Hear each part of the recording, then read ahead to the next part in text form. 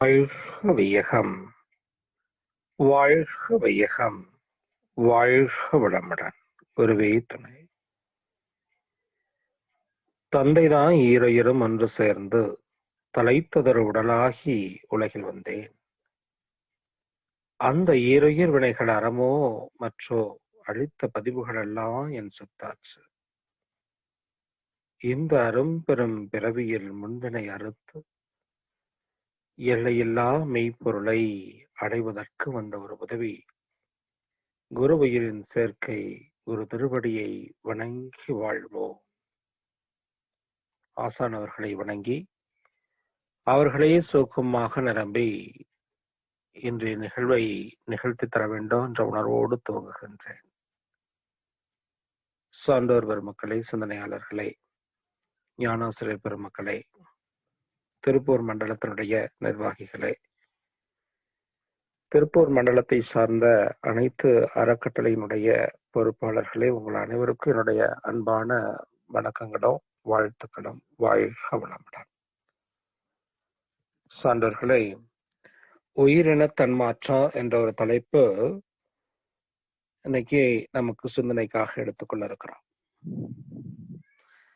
இத பலமுறை சிந்திச்சிட்டோம். இதோட 3வது முறை நினைக்கிறேன் நான். ஒவ்வொரு முறையும் போடும்போது இதையே தலைப்புல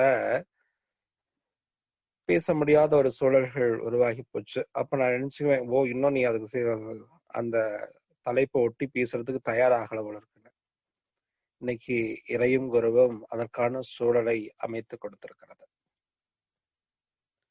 நாம இன்னும் கொஞ்சம் ஆழ்ந்து இந்த சிந்தனைகளை ஏற்கனவே நீங்க கேட்டிருக்கீங்க, நிறைய விஷயங்கள் பேசியிருக்கிறாங்க.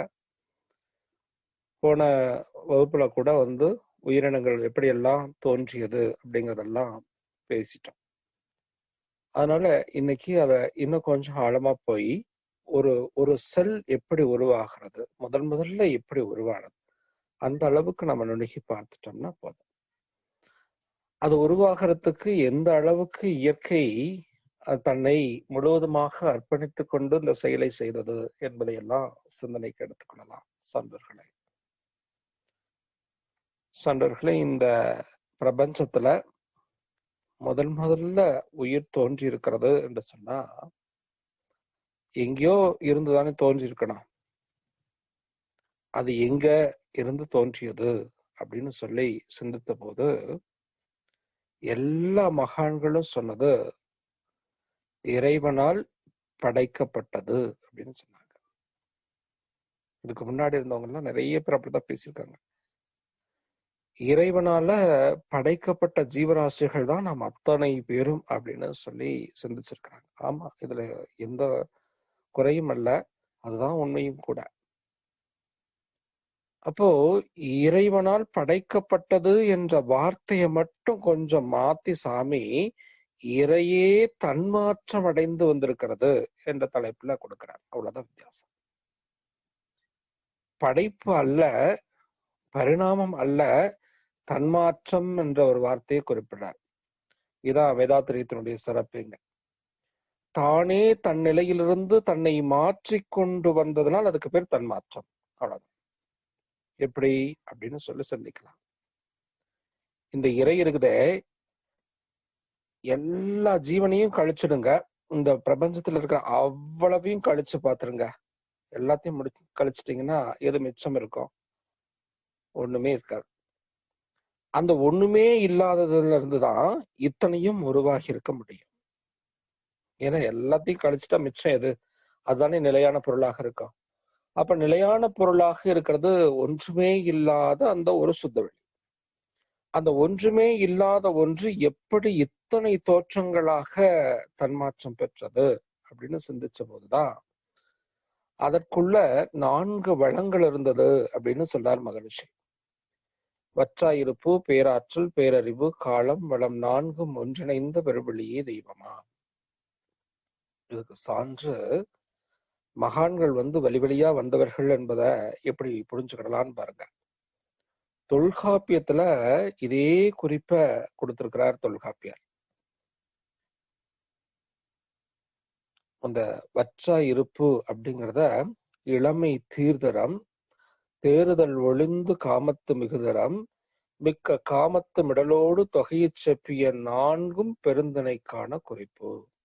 அவரும் பெருந்தனைங்கிறது இறைவன், இறைவனுக்கான குறிப்பாக அங்க எடுத்துட்டார். அதே 4 விஷயங்களை தான் மகரிஷி தமிழ்ல மொழிபெயர்த்து அழகா வற்றாயிருப்பு, பேராற்றல், பேரறிவு, காலம்னு கொடுக்குறாங்க. இந்த 4 வளங்கள்ல இந்த பேர் ஆற்றல் ஒன்று இருக்குது பாருங்க. இந்த பேராற்றல் அந்த இறைநிலைக்குள்ள, அதாவது சுத்த வெளிக்குள்ள அதிகமாக அந்த ஆற்றலே தன்னை இறுக்கிக் கொள்ளக்கூடிய ஆற்றலாக மாறுகிறது. தன்னிடத்தில் இருக்கக்கூடிய ஆற்றலை தன்னை இறுக்கிக் கொள்ளுகிறது. ஏன் இருக்குது அப்படின்னா வேற வழி இல்ல, அதை தாண்டி எதையும் இருக்கிறதுக்கு. அதனால அது தன்னையே இறுக்கிக் கொள்ளுகிறது. அப்படி தன்னையே இறுக்கிக் கொள்ளுகிற போது என்ன ஆகுதுன்னா அது அப்படியே நெருங்கி நெருங்கி நெருங்கி நெருங்கி ஒடுங்க ஆரம்பிக்கிறது. அந்த இறுக்கமே ஒடுக்கமாக மாறுது.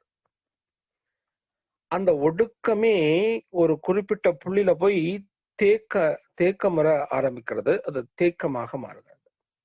அப்ப இறுக்கம் ஒடுக்கமா மாறி ஒடுக்கம் தேங்க ஆரம்பிச்சு அந்த தேக்கமே முகிழ்ந்து எழுந்து வருகிற போது அது இறைத்துகளாக மாறிவிடுகிறது. அவ்வளவுதாங்க. ஒரு 2 கையிலையும் நூல் எடுத்து வச்சுங்க, ஒரு 2 விரலையும் நூல் எடுத்து பிடிச்சுங்க. 2 பக்கமும் நூலை சுருட்டிட்டே வாங்க. அப்படி சுருட்டிட்டே வந்தீங்கன்னா என்ன ஆகும், அந்த பெரிய நூல் அப்படியே சுருங்கி சுருங்கி நெருங்கி வர, அந்த நெருக்கம் கொஞ்ச நேரம் ஆகி பார்த்தீங்கன்னா அப்படியே குச்சி மாதிரி நிற்கும் நூல். இன்னொரு அழுத்தம் கொடுத்தீங்கன்னா என்ன ஆகும், சுருண்டு முடிச்சு விடுதுருது. அப்ப என்ன ஆகுது, இறுக்கம் ஒடுக்கமா மாறுது, ஒடுக்கம் தேக்கமுறுது, தேக்கம் சுழற்சி அடையுது. அப்படி சுழலுகிற அந்த முதல் பொருள் தான் இறைத்துகள் அப்படின்னு பேர் வச்சாங்க. அது மாதிரி இறைத்துகள்கள் பல கோடி சேர்ந்து, இது எப்படி சேருது அப்படின்னா, விளைஞ்சது தன்னால தனியா நிலைச்சு நிக்க முடியலன்னு வச்சுக்கோங்களேன், பக்கத்துல இருக்கிற இன்னொரு ஆளை கூப்பிட்டுக்குது. எப்படி, வேகம் குறைந்த இறைத்துகள் மையத்துல வச்சுட்டு வேகம் அதிகரிச்சது. இப்படி ஒவ்வொரு இறைத்துகளாக கூடி கூடி கூடி கூடி ஒரு கொத்து இயக்கமாக இயங்குற அந்த நிகழ்வுக்கு பேர் தான் விண்துகள் அப்படின்னு பேர் வச்சாங்க. அப்ப இறையே நொறுங்கி இறைத்துகளாக, ஒன்றுமில்லாத ஒன்றே நொறுங்கி ஒரு அலையாக இயக்க ஆற்றலாக மாறியது. அந்த இயக்க ஆற்றல் இயக்கம் குறையிற போது இன்னொரு இயக்கத்தை அது கூட சேர்த்துக்கிச்சு. இப்ப 2 இயக்கம் சேர்ந்துருச்சு. தண்ணி இயக்கமாக இருந்தது இப்ப கூட்டு இயக்கமா மாறிடுச்சு. இது மாதிரி பல கோடி கூடி கூடி கூடி சேர்ந்து இயங்குது. அப்படி சேர்ந்து இயங்கும் போது பாருங்க, இப்போ பல அணுக்கள், பல இறைத்துகள்கள் ஒண்ணு கூடி ஒரு தொகுப்பாக இயங்கும் போது, ஒரு கூட்டு இயக்கத்துக்குள்ள வரும்போது அந்த கூட்டு இயக்கத்துக்கு பேரு விண்ணுன்னு பேர் வச்சாங்க. இறைத்துகள் என்பது தண்ணி இயக்கம் எடுத்துட்டா அது சேர்ந்த கூட்டு இயக்கம் விண். இப்போ ஒரு விண் இருக்குது, அதுக்கு வேகம் குறைஞ்சு போச்சுன்னா இன்னொரு வேகம் அதிகரிச்சாதான், நமக்கு தான் முன்னாடி சொல்லிட்டோமே, வேகம் குறைஞ்சது என்ன பண்ணும், மையத்துல இருந்துகிட்டு வேகம் அதிகரிச்சதை அதை சுத்த விட்டுரும் இல்லையா. அப்ப வேகம் குறைஞ்ச விண் மையத்தில் வைத்து கொண்டு வேகம் அதிகரித்த விண் அதை சூழ்ந்து சுத்த ஆரம்பிக்கிற போது இப்ப 2 விண்கள் சேருது. இறைத்துகள் சேர்ந்த உடனே அது கூட்டு இயக்கம்னு சொன்னேன். இப்ப விண்துகள் ஒன்னோட ஒண்ணு சேருது இல்லையா, இது தொடர் இயக்கம். ஒன்னோட ஒண்ணு சேர்ந்து தொடர்ந்து இயங்க ஆரம்பிக்க போகுது. இப்ப தொடர் இயக்கமாக மாறுது. இப்ப 2 விண்துகள்கள் ஒன்று சேர்ந்து இயங்கும் போது அதுக்கு பேர் ஹைட்ரஜன் அப்படின்னு மாலிகுல்ஸாக மாறி போச்சுங்க. இதே மாதிரி 24 விண்துகள்கள் சேரும் போது ஆக்சிஜன் நெருப்பாக மாறி போச்சு. இந்த ஹைட்ரஜனும் ஆக்சிஜனும் சேர்ந்த உடனே நீர். இப்ப பாருங்க, எல்லா விண்துகளுடைய தொடர் இயக்கங்கள். அதே நீர் கெட்டிப்படுகிற போது நிலமாக மாறுகிறது. இதுவும் தொடர் இயக்கம்தான்.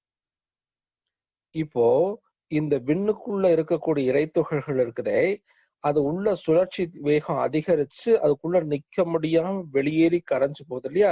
அப்படி கரைந்து ஓடும் போது, விண்ணிலிருந்து இறைத்துகள்கள் வெளியேறி கரையும் போது அதுக்கு பேரு காந்த அலை. அந்த காந்த அலை என்ன பண்ணுது, பிரதிபலிக்குது. இன்னொரு விண்ணிலிருந்து வரக்கூடிய காந்த அலையில போய் மோதி பிரதிபலிக்குது. அங்க பிரதிபலிப்பு இயக்கமாக மாறி போகுது. இப்போ தண்ணி இயக்கம், கூட்டு இயக்கம், தொடர் இயக்கம், பிரதிபலிப்பு இயக்கம், இந்த 5 இயக்கங்களும் அப்படியே வந்துருக்காங்க. இந்த பிரதிபலிப்பு இயக்கத்துல முதல்ல அழுத்தமாக மாறுதுன்னு சொன்னேன், விண்ணில இருந்து கரையும் போது. அதே காற்றுல கரையும் போது காற்றுல இருக்கக்கூடிய இறைத்துகள் வெளியேறி கரைஞ்சு போனா அது சவுண்டு, ஒளியா மாறுச்சு. நெருப்புல இருக்கக்கூடிய விண்துகள்கள் வெளியேறி கரைந்து போனா அது வெளிச்சமாக மாறிவிடுது. நீர்ல இருக்கக்கூடிய விண்துகள்கள் கரைஞ்சு போச்சுன்னு வச்சுங்க, அந்த கரைசல் சுவையாக மாறுது. நிலத்துல இருக்கிறது கரைஞ்சு போனா மணமாக மாறிவிடுகிறது இல்லையா? இப்படி பிரதிபலிப்பு இயக்கங்களாகவும் இயங்குகிறது. இப்படி எடுத்துட்டீங்கன்னா இந்த விண்ணினுடைய கூட்டு இயக்கங்கள் இருக்கே, அதெல்லாம் மூலகங்கள்னு சொல்றோம்ல. அந்த மூலகங்கள்ல முக்கியமான மூலகங்கள் இதுவரைக்கும் 96 வகையான மூலகங்கள் கண்டுபிடிச்சிருக்காங்களாம். அதுல ஒரு முக்கியமான மூலகங்கள் நமக்கு ஒரு 5-6 இருக்குது பாருங்க. அது என்னன்னாக்க கார்பன் அப்படிங்கிற ஒரு மூலகம், ஹைட்ரஜன்ங்கிற ஒரு மூலகம், ஆக்சிஜன்ங்கிற ஒரு மூலகம், நைட்ரஜன்ங்கிற ஒரு மூலகம், கந்தகம்னு ஒரு மூலகம். இந்த carbon, hydrogen, oxygen, nitrogen, sulphur, கந்தகம், இந்த 4-5 மூலகங்கள் இருக்கு பாருங்க. இந்த 5 மூலக்கூறுகள் சேர்ந்துதான் அடுத்த தன்மாற்றம் உருவாகுதுங்க. இந்த கார்பன்ல 12 அணுக்கள் இருக்கும். அந்த 12 மட்டும் எடுத்துக்குது, மொத்தம் 24 இருக்கும். அந்த 24ல 12 மட்டும் தனியா பிரிஞ்சு வந்துருது. ஹைட்ரஜன்னாலே 2 இருக்கும், அதுல இருந்து ஒரு அணுக்கள் பிரிஞ்சு வரும். ஆக்சிஜன்ல இருக்கக்கூடிய 24ல 16 மட்டும் தனியா பிரியுது. நைட்ரஜன்ல இருக்கக்கூடிய 14 அணுக்கள், சல்பர்ல இருக்கக்கூடிய 32 அணுக்கள், இதெல்லாம் சேர்ந்து ஒரு தன்மையை உருவாக்குகிறது. இதுதான் முதல் நிலைன்னு வச்சுக்கோங்களேன். உயிரின தன்மாற்றத்துல முதல் நிலை எதுன்னா இது மாதிரியான மூலகங்கள் உருவாகிறது. அப்படி மூலகங்கள் உருவாகி என்ன பண்ணுதுன்னா, இந்த ஹைட்ரஜன், நைட்ரஜன், கார்பன், ஆக்சிஜன்லாம் இருக்கு இல்லையா, இதெல்லாம் ஒன்னோடு ஒண்ணு சேர்ந்து இப்போ நைட்ரஜனும் ஹைட்ரஜனும் சேர்ந்து அமோனியா அப்படிங்கிற ஒரு வாயுவாக மாறுது. ஹைட்ரஜனும் ஆக்சிஜனும் சேர்ந்து ஹைட்ராக்சைடு நீராக மாறுது. கார்பனும் ஹைட்ரஜனும் சேர்ந்து மீத்தேன் வாயுவாக மாறுது. இப்படி நீர், அமோனியா, மீத்தேன் உருவாகுது பாருங்க. இதுதான் முதல் நிலை உருவாக்கம் அப்படின்னு சொல்றாங்க.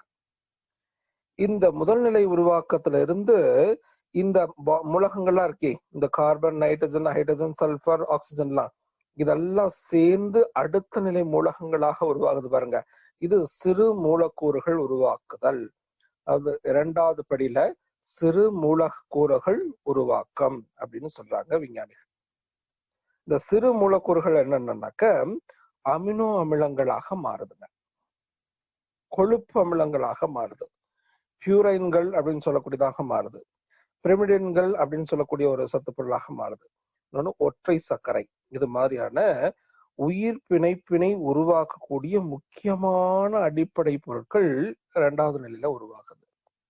இது எப்படி அப்படின்னு பாத்தீங்கன்னா, இந்த கார்பன், நைட்ரஜன், ஹைட்ரஜன், சல்பர்ங்கிற அந்த மூலகங்கள்லாம் சேர்ந்து அமினோ அமிலங்கள்னு சொல்லக்கூடிய அடினைன், தைமின், சைட்டோசின், குவானின்ங்கிற அமினோ அமிலங்களை உருவாக்குது. இந்த அமினோ அமிலங்கள் இருக்கே, இதெல்லாம் சேர்ந்து இது பாருங்க, அடினைனும் தைமினும் சேர்ந்து ஒரு பாண்ட் ஏற்படுத்திக்கும், ஒரு இணக்கத்தை கொடுத்துக்கும்.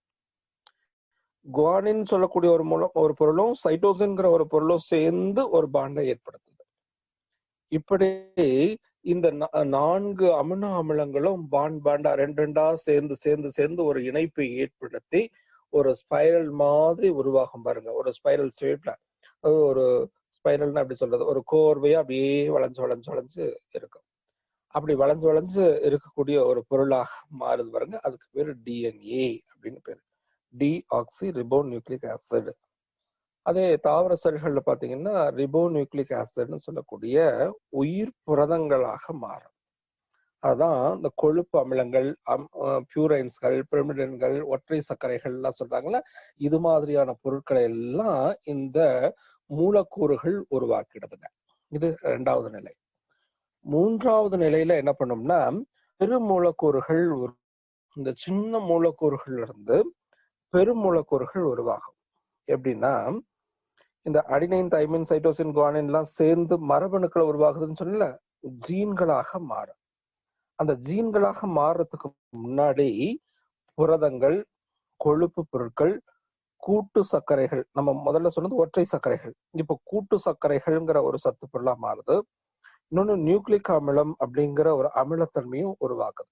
இந்த நியூக்ளிக் அமிலமும் புரதமும் சேர்ந்து, புரத பொருட்களும் சேர்ந்து என்ன பண்ணும்னா ஒரு உட்கரு புரதத்தை உருவாக்கணும். அப்படி உட்கரு புரதம் முதல்ல ஒரு சின்னதா உருவாகும். அந்த உட்கரு புரதத்துக்குள்ளதான் இந்த டிஎன்ஏக்கள் இருக்கும்.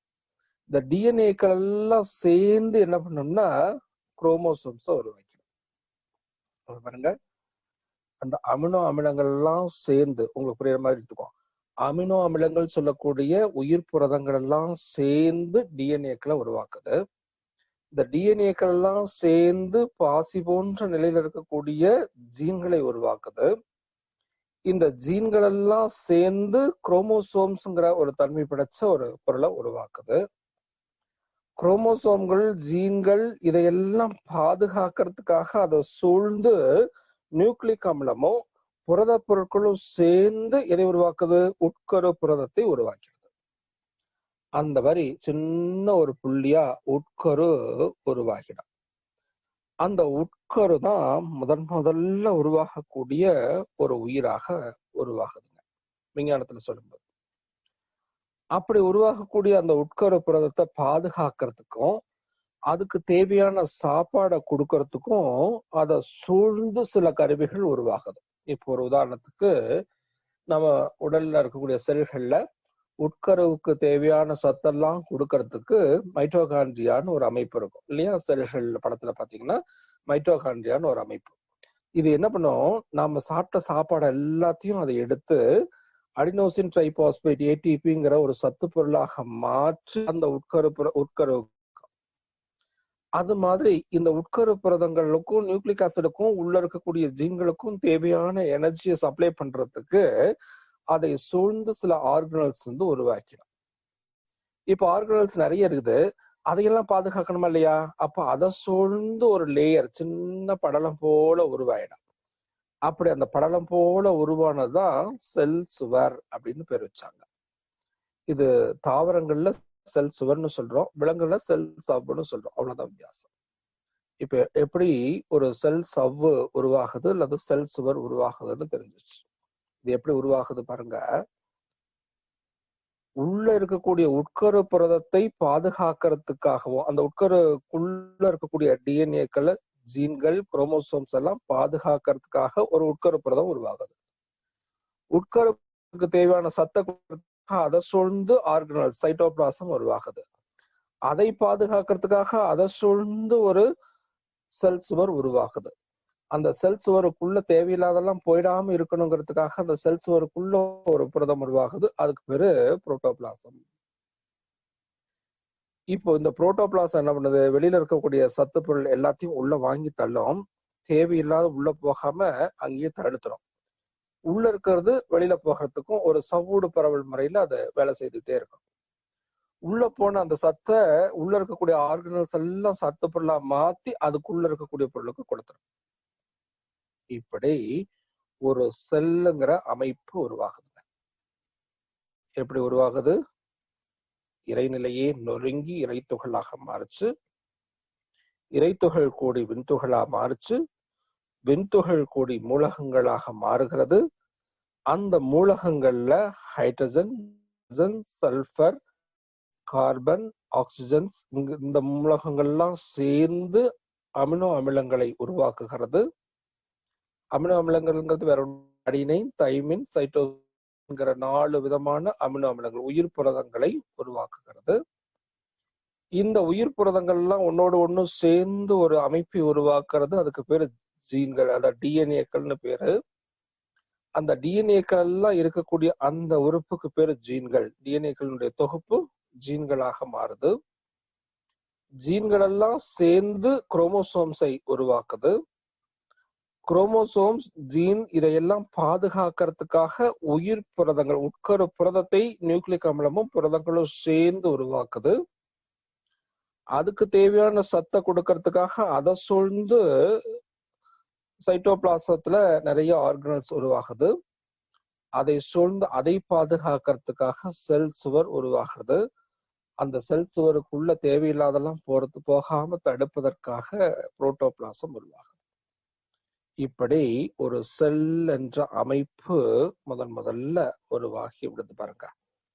இந்த அமைப்பு உருவாகிறதுக்கு பூமி தோன்றி 5 மில்லியன் ஆண்டுகள் ஆயிருந்தாலும் சரி, 5 மில்லியன் ஆண்டுகள் ஆயிருந்தாலும் இந்த உயிர் தோன்றுவதற்கு 2 மில்லியன் ஆண்டுகள் ஆயிருக்குங்க. அப்பனா 3 மில்லியன் ஆண்டுகள் ஆயிருக்கு பூமி தோன்றி உயிர் தோன்றுவதற்கு. அப்ப எவ்வளவு நுட்பம் இந்த பூமிக்குள்ளேயே உள்ளடங்கி இருக்கிறது என்று பாருங்க. எத்தனை மில்லியன் ஆண்டுகளுக்கு பிறகு இத்தகைய ஒரு அமைப்பு உருவாகி இருக்கிறது என்று பாருங்க. இப்போ இந்த மாதிரி ஒரு செல்கள் உருவாகிச்சு பாருங்க. இந்த செல்கள் உருவாகிறது 4வது நிலை, அது பெருமூலக்கூறுகள் அப்படின்னு சொல்றாங்க. 5வது நிலையில இருக்கிறதா இப்ப நாம சொல்லக்கூடிய முன்னோடி செல்கள் நிறைய உருவாயிருக்கு இல்லையா.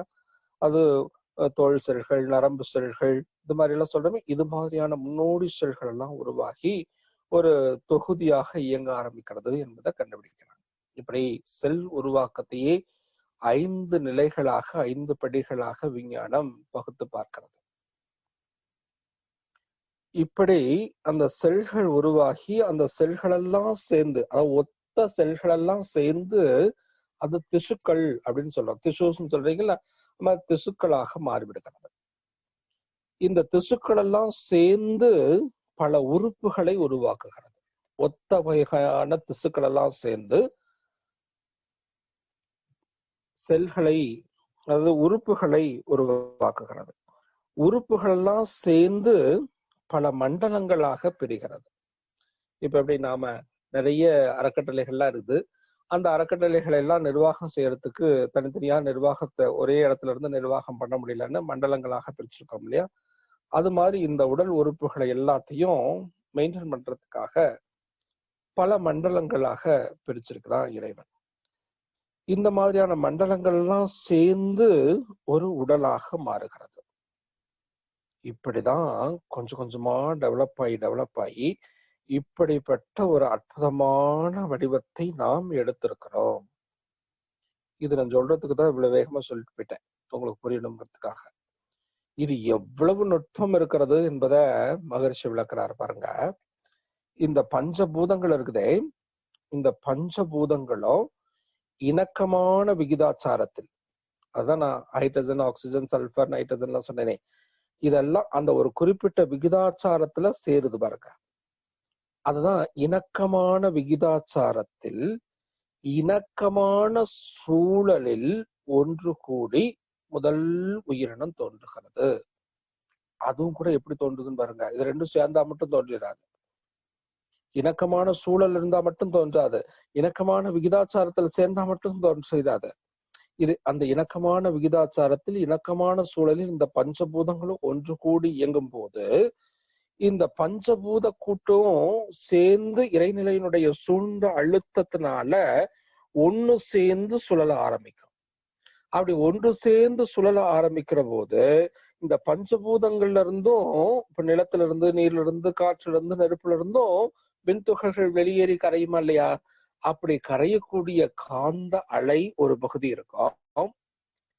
இப்ப இது பிரிகிற போது பாத்தீங்கன்னா விண்ணிலிருந்து இப்போ விண் கூட்டு இருக்குது, 2 விண்கள் சேர்ந்தது ஹைட்ரஜன் சொல்றோம். இந்த விண் கூட்டுலயும் வேகம் அதிகரிச்ச விண் என்னாகும், அதுக்குள்ள நிக்க முடியாம அந்த கூட்டுல இருந்து வெளியேறும்.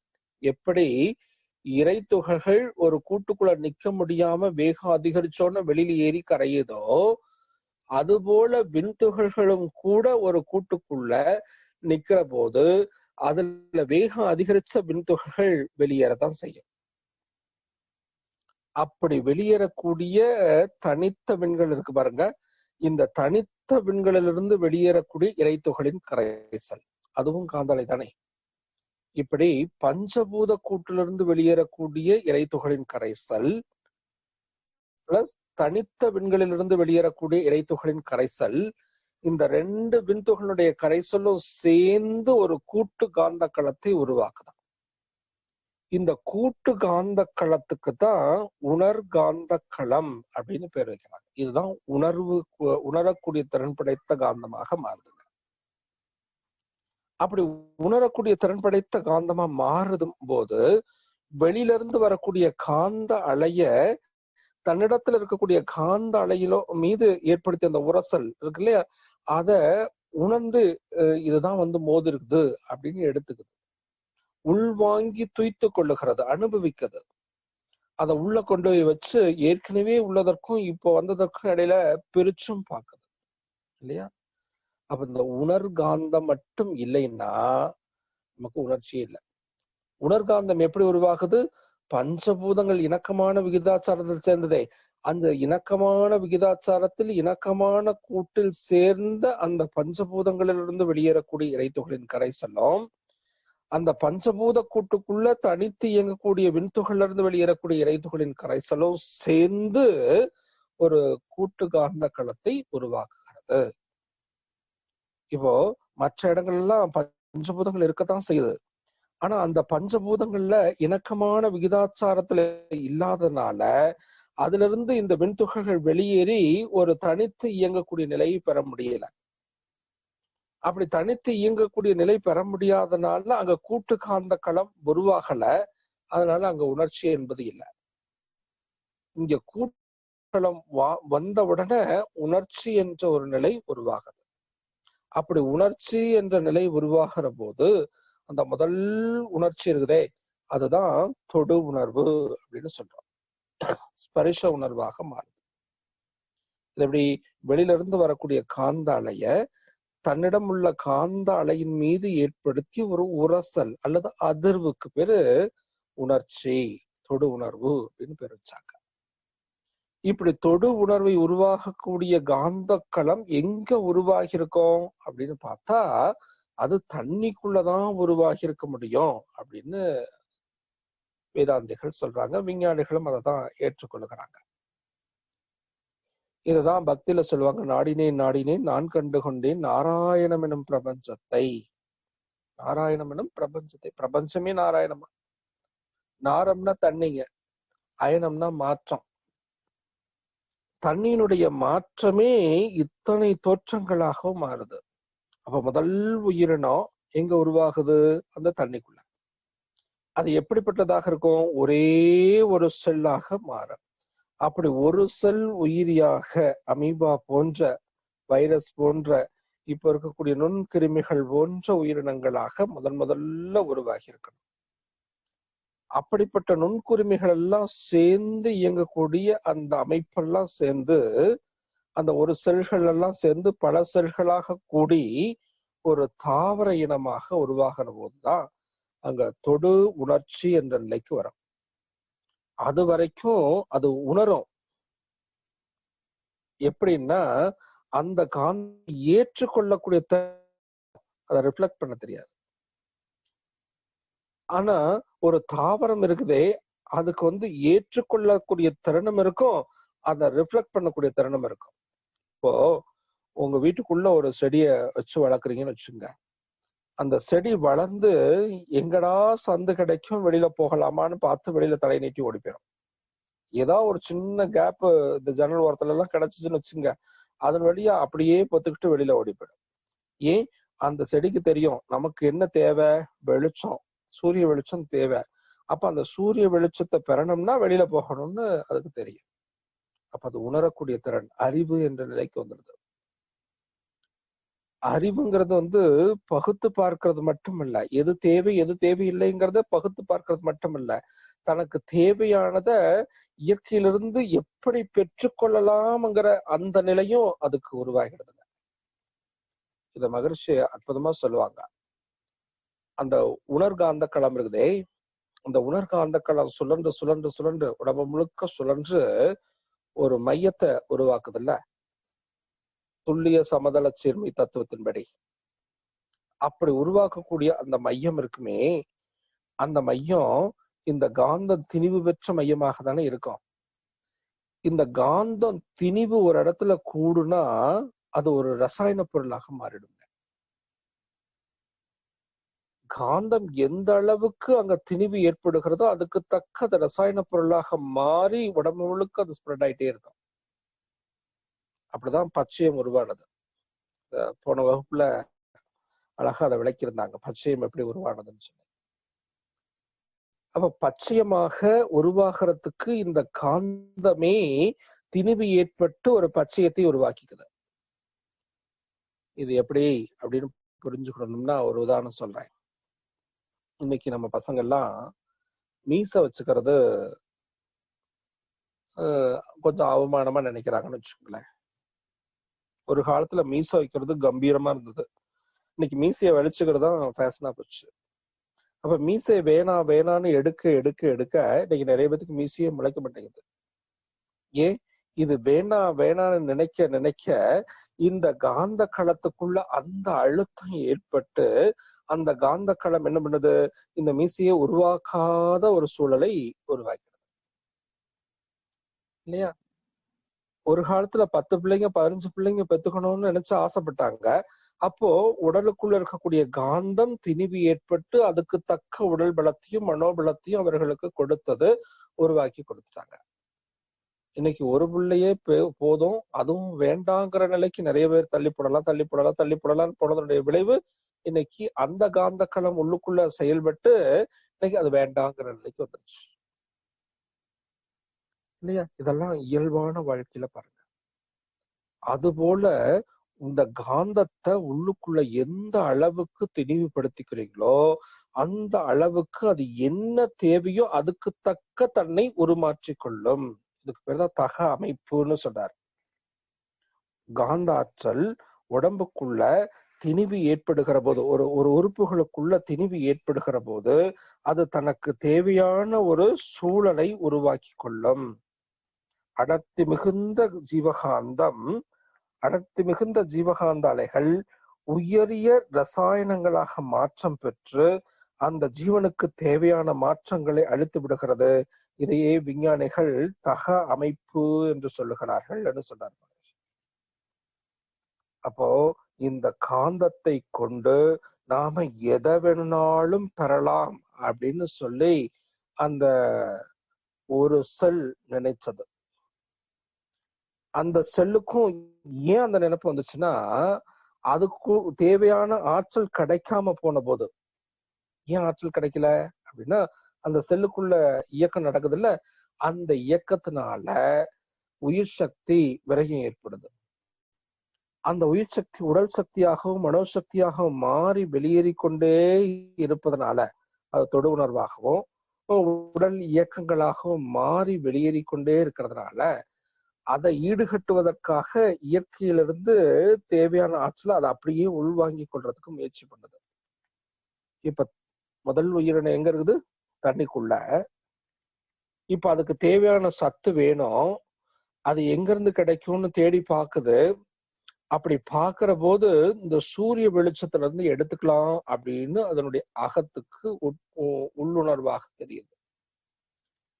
அப்ப அந்த உள் உணர்வுல மேல வரணும், தண்ணிக்கு மேல வந்தத்தான் கையை நீட்டி அந்த சூரிய வெளிச்சத்தை உள்வாங்க முடியும். கையாக அதுக்கு இலை இருக்குது, அதனால இலையெல்லாம் நல்லா அடர்ந்து விரிச்சு சூரிய வெளிச்சத்தை உள்ள வாங்கிக்க முடியும். அப்படி வாங்கும் போது இந்த நீர்ல இருந்து வரக்கூடிய கார்பன் டை ஆக்சைடு, இந்த சூரிய வெளிச்சம், இந்த ஆக்சிஜன் எல்லாம் சேர்ந்து உள்ள போய் அது சத்து பொருளாக மாற்றிக்கொள்ளலாம் அப்படின்னு நினைக்குது. இப்ப இந்த அகம் உள்ளுக்குள்ள இருக்கக்கூடிய அந்த கருமையா இருக்குதே, திணிவு பெற்ற காந்தம், இப்ப நினைக்குது நான் மேல போகணும், நான் தண்ணிக்கு கீழே இருக்கேன், மேல போகணும், என்ன பண்ணலாம்? அகம் வருந்தி தவம் செய்கிறது. அகம் வருந்தி தவம் செய்யறதுன்னு என்ன அர்த்தம்? தவம்னாலே என்ன?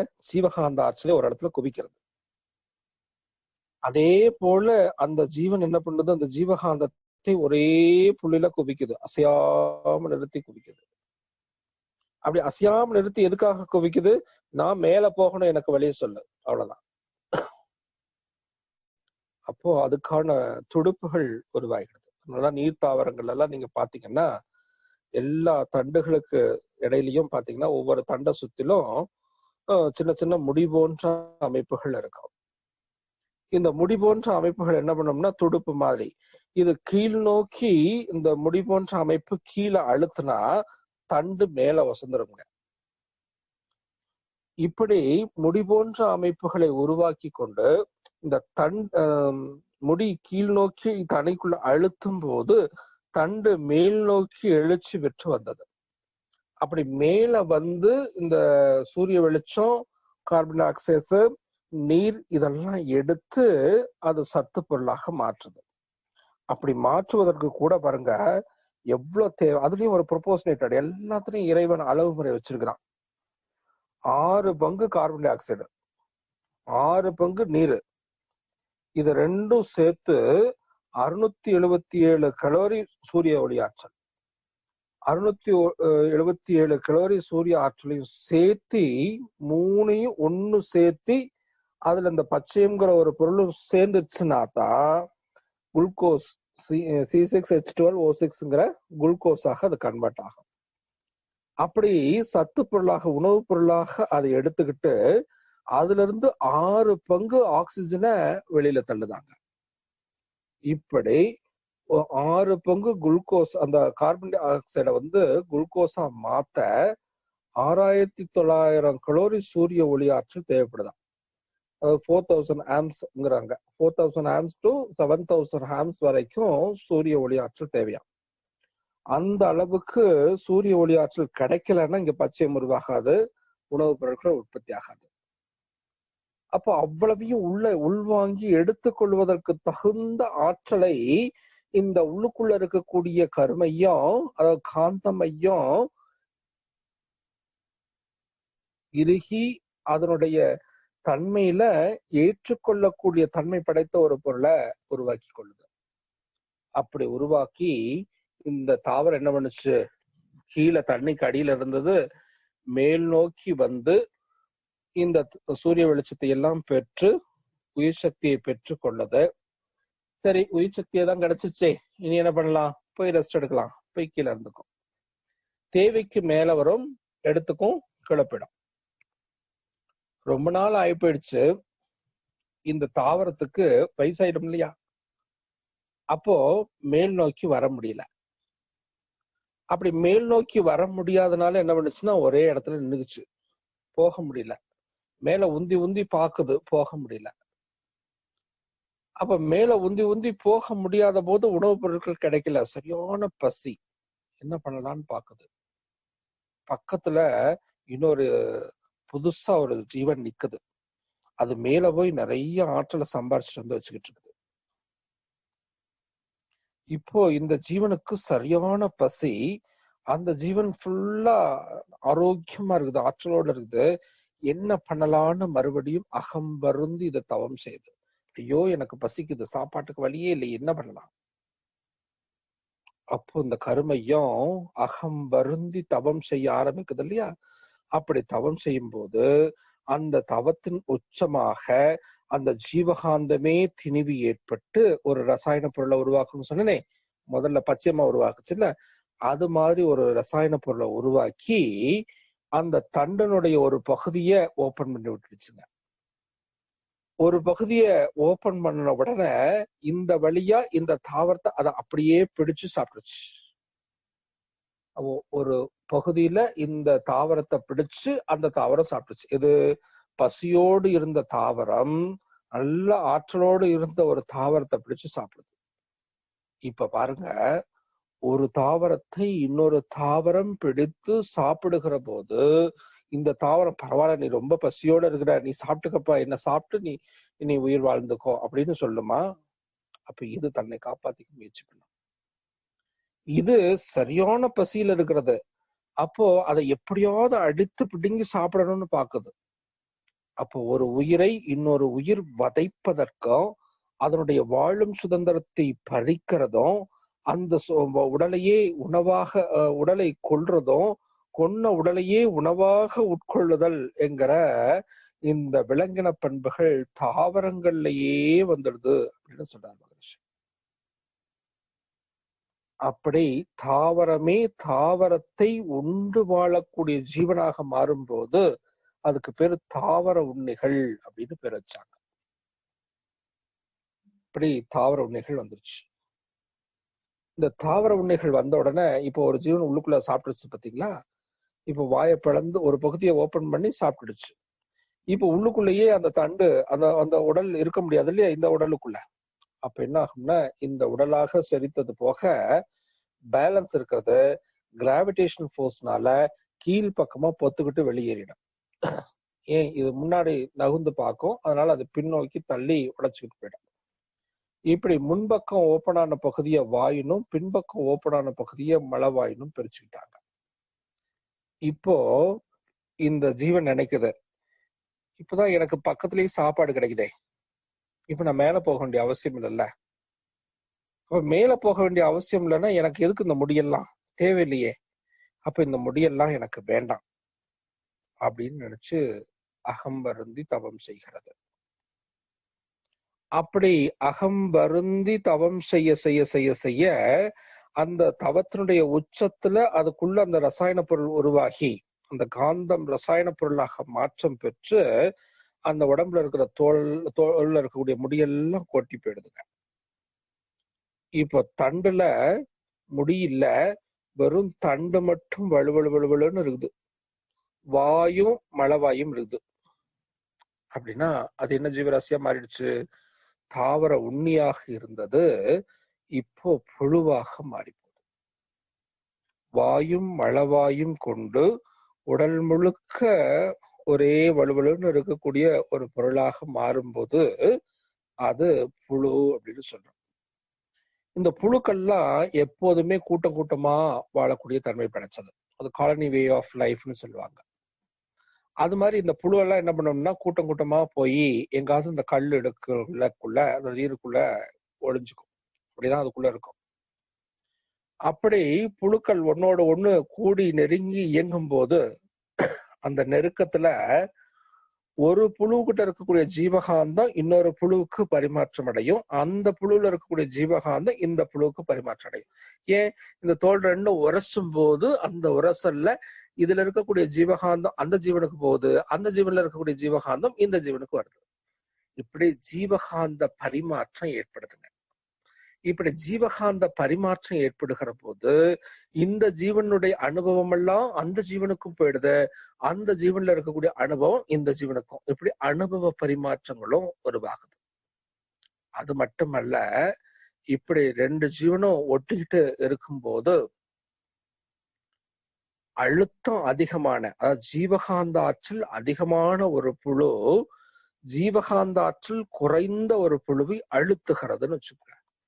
அப்படி அழுத்தும் போது ஒரு ஜீவன் இப்போ ஒரு ஜீவன் இன்னொரு ஜீவன் அழுத்துதுன்னு வைக்க, இது அதிகமான அழுத்தத்தோட அழுத்தும் போது இதனுடைய உடல் உறுப்பு அதனுடைய உடல் உறுப்புக்குள்ளுக்குள்ள பதிஞ்சு வெளியில வரும், அப்படித்தானே? அப்படி அழுத்திய ஜீவன் ஆணாகவும் அழுத்தப்பட்ட ஜீவன் அந்த உடல் உறுப்பை உடலுக்குள் உள்வாங்கி வெளிவிடக்கூடிய தன்மையில அது பெண் உறுப்பாகவும் மாறி ஆண் பெண் உறுப்புகளாக அங்க மாறி போகுது. இப்படி உருவாகிறதுக்கு கூட பல காலம் பிடிச்சதுங்க. அதுக்கு முன்னாடியே பேரமிசியம்ங்கிற ஒரு தன்மை இருக்கு. பேரமிசியம்ங்கிற ஒரு செடியில ஒரு ஒரு தாவர வகைதான் அதுவும். அந்த வகையில பாத்தீங்கன்னா எப்படி உருவாகும்னா, அந்த பேரமிசியத்துலலாம் இந்த ஒன்னோடு ஒண்ணு உரசி ஒட்டி நிற்கும் போது இந்த அழுத்தம் ஏற்படுது இல்லையா, இந்த அழுத்தத்துல இந்த ஜீவன் ரெண்டு ஜீவன்களும் ஒன்னோட ஒண்ணு அப்படியே உரசி ஒட்டி பிடிச்சு நிக்குதுன்னு வச்சுங்க. அப்படி ஒட்டி அழுத்தும் போது ஒரு ஜீவனுடைய உடல்ல இருந்து ஒரு பகுதியும் இன்னொரு ஜீவன்ல இருந்து உடல்ல ஒரு பகுதியும் கட்டாகி இந்த ரெண்டு கட்டான உறுப்புகளும் சேர்ந்து ஒரு ஜீவனை உருவாக்கினார். இதுக்கு பேரு இரட்டை பிளவு முறை அப்படின்னு சொல்லுவாங்க. இப்படி இரட்டை பிளவு முறை, அதாவது ஒரு ஜீவனுடைய நம்ம இதுல எல்லாம் பாப்பீங்கல்ல, அந்த மயில் இறகெல்லாம் கூட்டி போடுதுன்னு நம்ம படிப்போமா பார்த்தோம் நோட்ல வச்சு மயில் இறகெல்லாம் கூட்டி போட்டு அதனுடைய உறுப்பே உடைஞ்சு வரும். அதே மாதிரி இந்த பேரமிசி போன்ற அமைப்புகள் எல்லாம் பாத்தீங்கன்னா அதனுடைய உடல் உறுப்புகளே இரண்டாக பிளந்து இனப்பெருக்கம் செய்யும். ஒரு ஜீவனும் இன்னொரு ஜீவனும் இணையும் போது அந்த 2 ஜீவன்களுடைய உடல் உறுப்புகள்ல இருந்தும் ஒவ்வொரு பகுதி கட்டாகி அது 2ம் சேர்ந்து சென்ட்ரல்ல இன்னொரு ஜீவனாக உருவாகிப்படும். இது இரட்டை பிளவு முறை. அதனுடைய உச்சத்தை இப்ப பாருங்க, இதனுடைய காந்தம் அதுக்குள்ள போயிடுச்சு, அதனுடைய காந்தம் இதுக்குள்ள போச்சு. இது 2ம் சேர்ந்த காந்தம் சேர்ந்து வரும்போது இது இன்னும் கொஞ்சம் அறிவுல மேலோங்கி நிற்கும். இப்படி அந்த மாதிரியான புழுக்கள் எல்லாம் ஒன்னோட ஒண்ணு சேர்ந்து இயங்கும் போது என்ன ஆகும்னா இந்த அழுத்திய ஜீவன் அழுத்தப்பட்ட ஜீவனாக மாறுதுன்னு சொன்னோம்ல. 2 ஜீவன்கள் உருவாகுதுன்னு. அழுத்திய ஜீவன் ஆணாகவும் அழுத்தப்பட்ட அழுத்தம் வாங்கக்கூடிய ஜீவன் பெண் உறுப்பாகவும் மாறுச்சுன்னு. அப்படி மாறும்போது இந்த அழுத்திய ஜீவனுடைய உடம்புல இருக்கக்கூடிய ஜீவகாந்தம் ஒரு ரசாயன பொருளாக மாறி அழுத்தப்பட்ட ஜீவனுடைய உடம்புக்குள் விடுகிறது. இதுதான் வித்து சக்தியாக மாறுகிறது. அப்ப இந்த கருமையத்துல இருக்கக்கூடிய ஒரு பகுதி அந்த உடலுக்குள்ளாக ஒரு ரசாயன பொருளாக மாறி வித்தாற்றலாக மாறி அந்த உடம்புக்குள்ள போய் சேருது. அந்த ஜீவன் என்ன பண்ணுது? அதை உள்வாங்கி தனக்கிட்ட இருக்கக்கூடிய வித்தாற்றலோடு சேர்த்து ஒரு ஜீவனை உருவாக்கி வெளியே தள்ளுது. இப்படிதான் குட்டி போடக்கூடிய பாலூட்டிகள் உருவாகுதுங்க. இப்படி வாழ்ந்த இந்த உயிரினங்கள் காலப்போக்குல இந்த நீருக்குள்ள இருந்து மெதுவா நகர்ந்து இந்த இயற்கையினுடைய சீற்றத்தினால நீர்ல இருந்து தூக்கி வீசப்படும் போது வெளியில வாழ பழகி கொள்ளுது. இதுதான் முதல்ல உருவான ஜீவன் நீர்ல வாழக்கூடிய ஜீவன். அந்த நீர்ல வாழக்கூடிய ஜீவன்கிறத விளக்கறதுக்காக வந்த அந்த அவதாரம் தான் மச்ச அவதாரம்.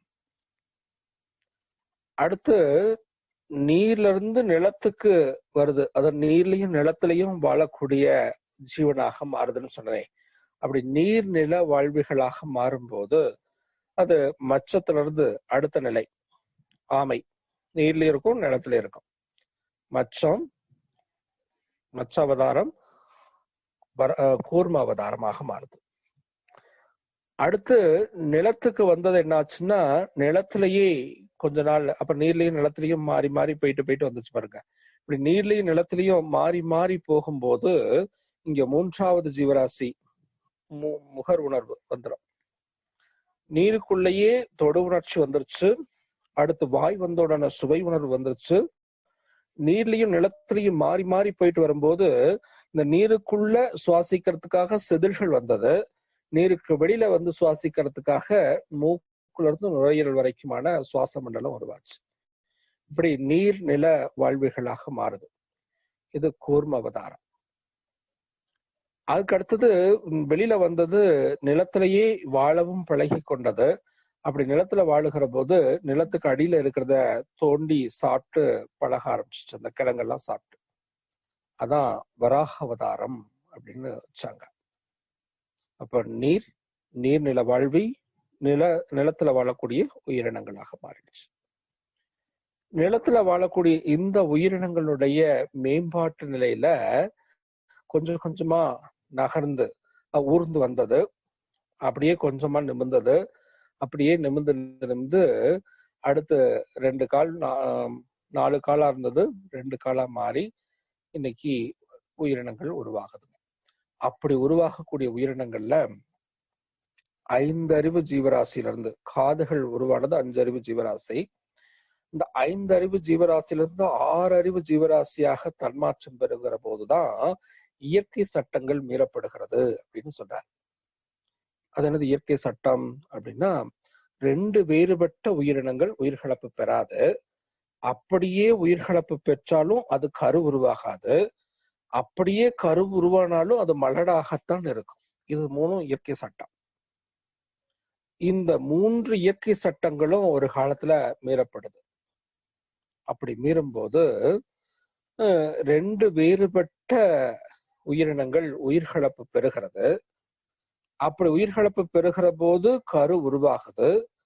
உருவான கரு கண்டிப்பாக அது ஒரு பெண்ணாக இருந்திருக்கணும். அந்த பெண்ணாக உருவாகிய கரு மீண்டும் அதை சார்ந்த கருவோடு, அதாவது 2 வேறுபட்ட உயிரினங்கள் ஒன்று சேர்ந்ததுன்னு சொன்னேன். அந்த இனங்களோடு ஒன்று சேர்ந்து இனப்பெருக்கம் பண்ணுகிற போது அதுதான் கொஞ்சம் கொஞ்சமா டெவலப் ஆகி மனித இனனாக வந்திருக்க முடியும். இப்படி இந்த 3 இயற்கை சட்டங்கள் மீறுதுன்னு சொன்னமே, அந்த நிலைக்கு பேரு சடுதி மாற்றம் அப்படின்னு பேர் வச்சிருக்காங்க. அப்படி மாற்றம் அடைந்து வந்த ஒரு உருவம், அதாவது வாயும் மனமும் உடையவன் வாமனன். அதுக்கு முன்னாடி நீர்ல இருந்து நிலத்துக்கு வந்து நிலத்துல இருந்து அடுத்த நிலைக்கு வருது பாருங்க, அது பாருங்க நரசிம்மம் அப்படின்னு சொன்னாங்க. நரனும் சிம்மம், அதாவது மனுஷனும் மனுஷ உடலும் சிங்கத்தினுடைய உடம்பாகும். அத யாழி அப்படின்லாம் சொல்றாங்க. மகரிஷி ஒரு இடத்துல பேசும்போது ஒரு சிங்கத்துக்கும் குரங்கும் அப்படின்னு 2 உருவத்தை எடுத்துக்கிறார். இப்ப இந்த 2ம் உயிர்கலப்பு பெறுது. ஒரு உதாரணத்துக்காக எடுத்துக்குவோம், அது எந்த உருவமா இருந்துட்டு போதும். 2 வேறுபட்ட உயிரினங்கள் ஒன்று கூடி ஒரு உயிரினம் தோன்றுதுன்னு சொன்னேன். அப்படி உருவாகிறதா நரசிம்ம அவதாரம். அடுத்து இந்த நரசிம்ம அவதாரத்தினுடைய டெவலப்மெண்ட் அடுத்த நிலைகளுக்கு வருகிற போது வாயும் மனமும் படைத்தவனாக மாறுகிறான். அது ஒருத்தனுடைய கருத்தை ஒருத்தருக்கு பேசுவதற்கும், கருத்துக்களை உணர்ந்து கொள்வதற்கும், உணர்வுகளை உணர்ந்து கொள்வதற்கும் தக்க ஒரு உயிரினமாக மாறுகிறது பாருங்க. அதுக்கு பேரு வாமனன். வாயும் மனமும் படைத்தவன் வாமனன். வாமன அவதாரமாக மாறுச்சு. வாமனனாக மாறி முதல்ல எங்க வாழ்ந்திருப்பான் அப்படின்னு சொன்னா, மனித இனம் இந்த பூமியில காடுகள்ல தான் முதல்ல வாழ்ந்திருக்கணும். காடுகளை விட மலைப்பகுதிகள்ல, அதாவது முதல் நிலப்பரப்பு வந்து மலையும் மலை சார்ந்த நிலப்பரப்பு இல்லையா, குறிஞ்சி நிலம். அந்த குறிஞ்சி நிலத்துலதான் இவ்வளவும் தோன்றிருக்கணும். அடுத்து காடுகள்ல அவன் வாழ்ந்திருப்பான். அப்படி காடுகள்ல வாழக்கூடிய இந்த மனித இனம் எங்க இந்த மரப்பொந்துகளுக்குள்ளயும் குகைகளுக்குள்ளயும் தானே வாழ்ந்திருப்பான். அப்ப அவன் பலசாலியா இருக்கணும் இல்லையா? அப்போ அந்த மரத்தை எல்லாம் குடைஞ்சு உள்ள இருக்கிற அளவுக்கு தயார் பண்ணணும் இல்லையா? அதுக்காக ஒரு கோடாலிய கொடுத்து அவன் கையில பலசாலியா இருக்கிறான் அப்படின்னு சொல்றதுக்காக பரசுராம அவதாரமாக அங்க கொண்டு வந்தாங்க. அதுக்கப்புறம் அவன் என்ன பண்ணான் அப்படின்னா, அதுல இருந்து, அதாவது காடுகள்ல இருந்து கீழே இறங்க ஆரம்பிச்சான். அடுத்து காடு சார்ந்த பகுதியும் தாண்டி குறிஞ்சி நிலத்துல இருந்து முல்லையில இருந்து மருத நிலத்துக்கு வந்தான். மருதம்னா வயலும் வயல் சார்ந்த பிரதேசம் இல்லையா? அப்படி வயலும் வயல் சார்ந்த பிரதேசத்துக்குள்ள அந்த மனித இனம் வாழுகிற போது அங்கு உற்பத்தி ஆகக்கூடிய உணவுப் பொருட்களை எல்லாம் பாதுகாத்து பராமரித்து பங்கிட்டு கொடுப்பதற்கு ஒரு ஆள் தேவைப்பட்டான். அப்படின்னா அந்த மாதிரி ஒரு ஆளை தயார் பண்ணி வச்சு அவனுடைய அனுமதியின் பேர்ல அங்க விளையிறதெல்லாம் கொண்டு போய் அவன் பாதுகாப்புல வச்சுக்கிறது, அப்போ அவனுக்கு ஒரு கூலி கொடுக்கறது, அதெல்லாம் பாதுகாக்கிறதுக்கான ஒரு பாதுகாவலன், ஒரு வாட்ச்மேன் மாதிரி வச்சுக்கோங்களேன். அப்படி ஒரு ஆள ஆரம்பிச்சான். அப்படி உருவாக்கியதுதான் இந்த தடியை வச்சுக்கிட்டு அதெல்லாம் பாதுகாத்தான் பாருங்க. அதனால அவனுக்கு பேரு தடியன்னு பேரு, தடியர்கள்னு பேர் வச்சாங்க. அப்புறம் கொஞ்ச நாள் போச்சு. அப்படி சொன்னா நல்லா இல்ல, நமக்காக உழைக்கிறானே அவனை போய் தடியன்னு சொன்னா நல்லா இருக்காதே அப்படின்னு சொல்லி அந்த கையில இருக்கிற அந்த கம்புக்கு சிவப்பு நிறத்தை மண் அள்ளி பூசி அவன் கையில கொடுத்து ஒரு ஐடென்டிபிகேஷனுக்காக, இவன் தான் நம்ம காவலன் அப்படின்னு சொல்லி ஐடென்டிபிகேஷனுக்காக என்ன பண்ணாங்கன்னா அந்த சிவப்பு நிற கம்பை கொடுத்தான். அதாவது செங்கோலாக மாறியது. அவனை இன்னும் ஐடென்டிஃபை பண்ணிக்கணும் அப்படிங்கிறதுக்காக அந்த காலத்துல கிடைச்ச இலை பூ இது எல்லாத்தையும் வச்சு ஒரு கிரீடம் செஞ்சு தலையில மாட்டி வச்சான். அதுதான் பிற்காலத்துல கிரீடங்களாக மாறி போச்சு. இப்படி கிரீடத்தை வச்சு கையில ஒரு செங்கோலை வைத்து கொண்டு இந்த பொருட்களையும் நாட்டையும் காப்பாற்றக்கூடியவனாக ஒருவன் உருவானான் பாருங்க. அதுதான் அரசாட்சி முறையாக மாறியது. அப்படி அரசாட்சி முறையில எப்படி மனிதகுலம் வாழணும் என்கிற நியதிகளை எல்லாம் எடுத்து சொல்வதற்காக வந்த அவதாரம் ராம அவதாரமாக மாறி போச்சுங்க. ராம அவதாரமாக வந்து எப்படி மனிதகுலம் வாழணும்னு சொல்லியாச்சு, வாழ்ந்தாச்சு. இப்படிதான் இருக்கணும்னு தெரிஞ்சிருச்சு, இப்படித்தான் வாழணும்னு தெரிஞ்சிருச்சு.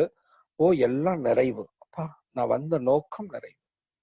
எதுக்காக இந்த உயிரினம் தோன்றியதுன்னு சொல்றாரு? இந்த தன்னையே உணர்ந்து கொள்வதற்காகத்தானே இறை இத்தனை தடுமாற்றங்களை அடைந்து வெளியில் வந்திருது. அப்ப இறைவனுடைய இந்த தன்மாற்றம் தன்னை உணர்வதற்காக என்ற நிலையில ராமாவதாரத்துல ஒவ்வொரு மனிதனும் தன்னை உணர்வதற்கான வழிவகைகள் அத்தனையும் சொல்லப்பட்டது. அப்படி தன்னை உணர்ந்து கொள்ளுகிற போது ஏற்படக்கூடிய ஆனந்தம் இருக்குமே, அது பேரானந்த களிப்பாக இருக்கும். அப்படி பேரானந்தமாக இருக்கிற போது எல்லா இடத்துலயும் நான் அவனை விட்டு நான் நீங்குவதும் இல்லை, அவன் என்னை விட்டு நீங்குவதும் இல்லை என்ற ஒரு நுட்பத்தை அங்க உணர்த்தினாங்க. அப்படி எல்லா இடத்துலையும் தன்னை காணக்கூடிய ஒரு நிலையை உருவாக்கக்கூடிய ஒரு நிலையில ஆனந்த களிப்பு இருக்கும் இல்லையா, அந்த ஆனந்த நிலையை உலகுக்கு உணர்த்துவதற்காக வந்த அவதாரம் தான் கிருஷ்ண அவதாரம்.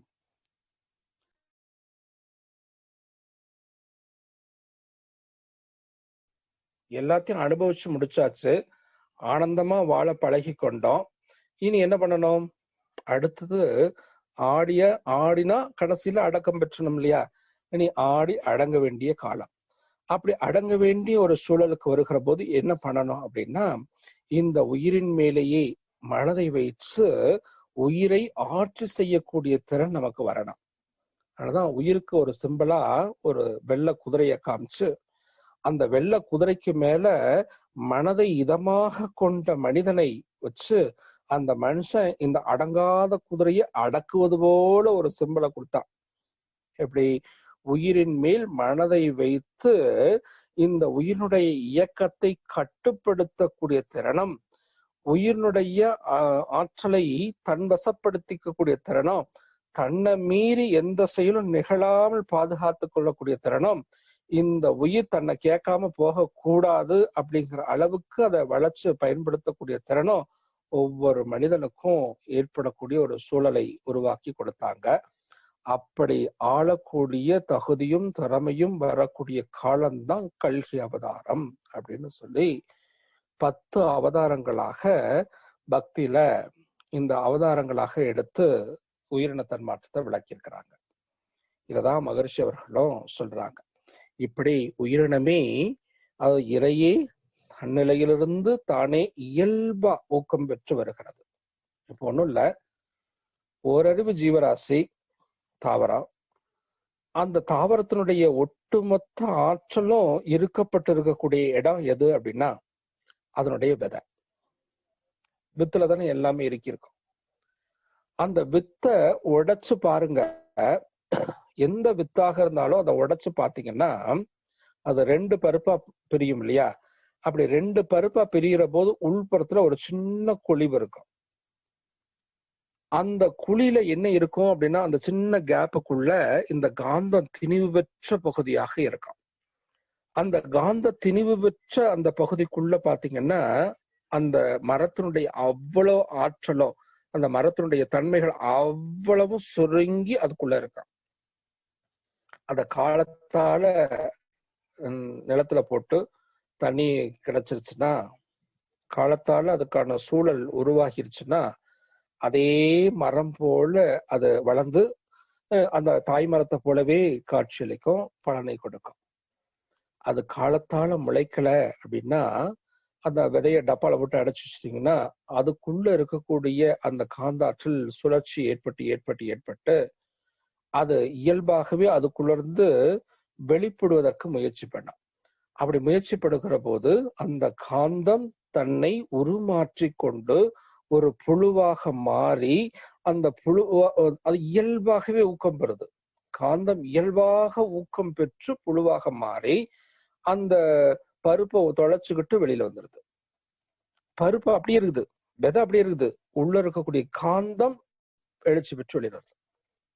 அப்போ ஒரு இயக்கம் காலத்தால் மலராத போது, அதனுடைய இயல்புல மாறாத போது இயற்கையாகவே அது தன்னை மலர்த்தி கொள்ளும்.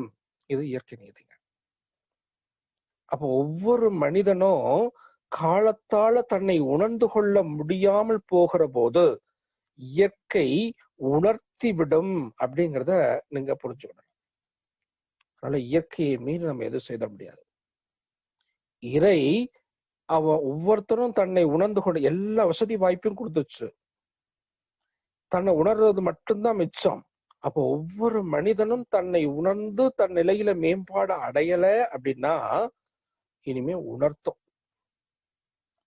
அப்படி உணர்த்தக்கூடிய நிலைகள் தான் இனி வரக்கூடிய காலங்கள்ல இருக்கும். அதற்கு முன்னாடி நாமளே உணர்ந்து கொண்டா அதை விட பெரிய விஷயம் எதுவுமே இல்லைங்க. சரி, அப்படி அதுக்குள்ள இருக்கக்கூடிய அந்த புழு, அந்த காந்தமே இறுகி புழுவாக மாறி தொலைபட்டு வெளியே வந்துருச்சு. இப்ப டப்பா பருப்புக்குள்ள இருந்து வெளியேறிடுச்சு, டப்பாக்குள்ள மாட்டிக்கிச்சு. டப்பால இருந்து வெளியில வரணும். அப்போ அந்த புழுவுக்குள்ள இருக்கக்கூடிய கருமையம் என்ன பண்ணுது, நான் இதுல இருந்து வெளியில போகணும், அப்ப இந்த ஓட்ஸ உடைச்சுக்கிட்டு போக முடியல, என்ன பண்ணலாம், நான் எப்படியாவது பறந்து போக முடியாது, கீழே இருக்கிறது அப்படியே மேல போகணும், அப்படியே பறந்து போறோம் அப்படின்னு நினைச்சு பாக்குது. அப்போ வண்டாக மாறி பறக்க முற்படுது. நீங்க ஓபன் பண்ணீங்கன்னா இல்ல பறந்து ஓடி போயிடும் இல்லையா? இப்படி இயல்பாகவே தன் நிலையிலிருந்து ஊக்கம் பெற்று அடுத்த நிலைக்கு மாறக்கூடியதுனால அதுக்கு பேரு இயல்பூக்கம். இந்த இயல்பூக்க நியதியை நாம உணர்ந்து கொள்ளுகிற போது ஒவ்வொரு பொருளுக்கும் உட்பொருளாக, ஒவ்வொரு ஜீவனுக்கும் உட்பொருளாக இறையே இருந்து அத்தனையும் நிகழ்த்தி கொண்டிருக்கிறது என்ற உண்மை புலப்படுகிற போது எல்லா பொருளையும் கூர்ந்து கவனிச்சீங்கன்னா எந்த இயக்கமானாலும் அந்த இயக்கம் இறையின் செயலே என்பதை நம்ம புரிஞ்சுக்குவோம். அதான் இறை நீதி அப்படின்னு சொல்றாரு. The order of function in everything and everywhere is consciousness. எல்லா இயக்கங்களும் எல்லா செயல்பாடுகளும் ஒரு இயக்க சீர்மையோடு இறையினால் நிகழ்த்தப்படுகிறது என்ற உண்மை புலப்படுகிற போது அதுவே அறிவை உணர்ந்த தெளிவு. அந்த அறிவை உணர்ந்த தெளிவுல எந்த ஒரு பொருளை உட்பொருளாக கூர்ந்து கவனித்தாலும் அதை கூர்ந்து பார்க்கிற போது அந்த உட்பொருளாக இருப்பது, ஒவ்வொரு பொருளுக்கும் உட்பொருளாக இருப்பது இறையே என்பதை விளங்கி கொள்ளுவோம். அப்படி விளங்கி கொண்டா எந்த உயிருக்கும் துன்பப்படுத்த மாட்டோம். ஏன், எந்த உயிரை துன்பப்படுத்தினாலும் இறையையே துன்பப்படுத்துவதாக அர்த்தம். இன்னும் சொல்ல போனா தன்னையே தான் துன்பப்படுத்திக் கொள்வதாக அர்த்தம் என்பது புரியும். அப்படி புரிஞ்சிருச்சுன்னா தனக்கு துன்பம் வரக்கூடாது அப்படின்னு ஒவ்வொரு மனுஷனும் எவ்வளவுக்கு நினைக்கிறோமோ அதே நினைப்பு மற்ற உயிர்களுக்கு துன்பம் கொடுக்க கூடாது என்கிற நிலை வர. அப்படி துன்பப்படுத்தாமையும் துன்பம் நீக்குதலும்ங்கிற 2 பண்புகள் வந்துருச்சுன்னு வச்சுங்க, அதுதான் ஒழுக்கத்துல இருந்து கடமையாக மாறிடும். அந்த கடமையில மற்ற உயிர்கள் படக்கூடிய துன்பத்தை போக்கி வாழணுங்கிற ஈகை மலரும். அப்படி மலருகிற போது இந்த ஒழுக்கம், கடமை, ஈகை என்ற அறநெறி தலைத்தோங்கும். அதனாலதான் எல்லா மதங்களும் இதையெல்லாம் ஏன் சிந்திக்கணும்னா, நீங்க எல்லாமே இறையினுடைய தன்மாற்றம் என்கிறத புரிஞ்சுட்டீங்கன்னா எல்லாத்தையும் இறையாகவே வழிபட பழகிக்குங்க. நீங்க ஒரு ஒரு மீனை பார்த்து வணங்கினா கூட இறைதான், ஒரு செடியை பார்த்து வணங்கினாலும் இறைதான், ஏதோ ஒரு கல்லு கிடக்குது அந்த கல்லும் இதுதான் இறைதான். அப்ப எதை பார்த்தாலும் இப்ப நாம சொல்றோம்ல, இப்ப கோயில்கள்ல போய் எது கோயில்ல போய் இனிமே நம்ம எல்லாம் கோயில்ல போய் சாமி கும்பிடக்கூடாது அப்படி சொல்றோம்னா, கோயில்ல போய் சாமி கும்பிடக்கூடாதுங்கிற தப்பு இல்ல, அதனுடைய உட்பொருள் என்னது? இப்ப அங்க ஒரு விக்கிரகத்தை பார்த்து வணங்குறான் அப்படின்னு சொன்னா கூட அவன் செய்வது தவறு, அவன் உண்மையை உணராமல் செய்கிறான்னு நினைச்சு நாம பரிகாசம் செய்யக்கூடாது. அவன் உட்பொருளாக அதை எதை பார்க்கிறான்? இறையை பார்க்கிறான். இப்ப நமக்கு அதை பார்க்க தெரியல. ஒரு மரத்தை வணங்கினாலும், ஒரு கல்லை வணங்கினாலும் சரி, ஒரு சிலையை வணங்கினாலும் சரி, நீரை வணங்கினாலும் சரி, எல்லா பொருளுமாக எல்லா பொருளுக்கு உட்பொருளாக இருப்பதும் இறையே என்பதை விளங்கி கொள்வதற்காக நமது முன்னோர்கள் பட்ட பாடு கொஞ்சம் நஞ்சம் அல்ல. அப்படிதான் இறை உணர்வை கொண்டு வந்தாங்க. அந்த இறை உணர்வினுடைய தாக்கம் அறநெறியாக மாறியது. இப்படி இறை உணர்வும் அறநெறியும் பற்றி வாழக்கூடிய பண்பை மனிதகுலம் ஏற்றுக்கொண்டு தன்னுடைய வாழ்க்கையில கடைபிடிக்குவதற்கு ஒரு வழியை காட்ட வேண்டும் என்பதற்காக வாழ தெரிந்தவர்கள் வாழ தெரியாதவர்களுக்கு வழிகாட்டிய மார்க்கம்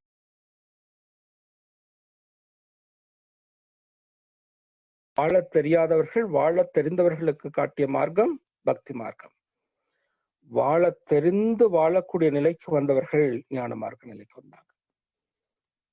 அப்படி நாமெல்லாம் இந்த வாழ தெரிந்து வாழக்கூடிய பண்புக்கும் மற்ற உயிர்களை மதிக்கக்கூடிய நிலைக்கும் உயர்ந்து வந்திருக்கிறோம் என்கிற போது எவ்வளவு ஒரு சிறப்பு என்று நினைத்து பாருங்க. அப்ப அத்தனை பொருளுக்கும் உட்பொருளாகவும் நமக்கு உட்பொருளாகவும் இருக்கக்கூடிய அந்த இறையை உணர்ந்து நாமும் வாழ்ந்து மற்ற உயிர்களையும் வாழ வைத்து வந்த நோக்கத்தை நிறைவு செய்வோம் என்று சொல்லி இந்த அருமையான வாய்ப்புக்கு நன்றி கூறி நிறைவு செய்கிறேன்.